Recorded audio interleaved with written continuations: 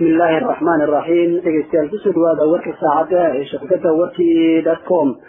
ciidamo isugu jira boolis iyo nabad sugid ayaa saaka la wareegay ammaanka saldhigga iyo xarunta degmada Karaan warar soo baxay ayaa waxa ay sheegayaan in gudoomiyaha degmada Karaan uu diiday warqad xilka qaadisa uu soo gudbiyay maamulka gobolka Banaadir waxaana sidaas qeexiyay gudoomiyaha gobolka Banaadir ahna duqa Muqdisho Xasan Maxamed Xuseen Mungab hadaba si aynu u helno xog dheeraad ah wararkii ugu dambeeyay ee Karaan ka imaanaya waxaynu ka wareysanay mid kamid ah dadka deegaanka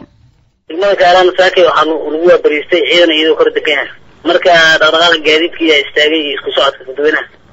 waa tahay ciidamada ma dhamaan xaafadaha degmada ayay ku daadsan yihiin mase goobo cayiman ayay joogaan waxay ku daadsan yihiin xaafadaha oo degmooyinka ugu badan dhinaca degmada soo xigta oo jeedada iyo kale ilaa wadada Muqdisho ilaa dhinaca Biixaani oo soo gaaray isgoyskan geedoole adeerkaasi ku daadsan guriga gudoomiyaha aagiis wallahi ciidamada niman oo degan ciidan meesha degan ay joogaan ay ilaalinayaan oo marayna oo gudoomiyaha wata gudoomiyaha ayaan taqaskooda magaalada Maaldaas lacagmaha ka dhacay ciidanka booliska oo aruuriya ay baabuurta gaaray lacagta boonada ma hadda xabada ma jiraan iyo wax dagaal laakiin waa la kordhigay caadi loo kor qabsaday marka koriisa lagu sameeyay lagu dhax